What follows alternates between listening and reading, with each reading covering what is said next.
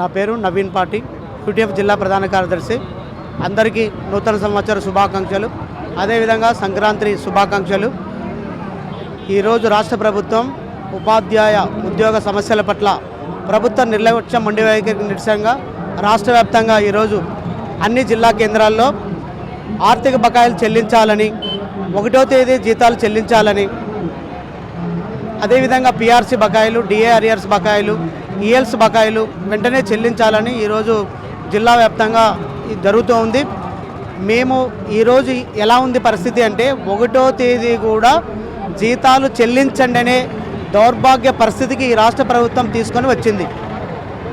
1వ తేదీ జీతాలు కావాలని అడుగుతుంటే కనీసం 15వ తేదీ అయినా జీతాలు రావడం లేదు.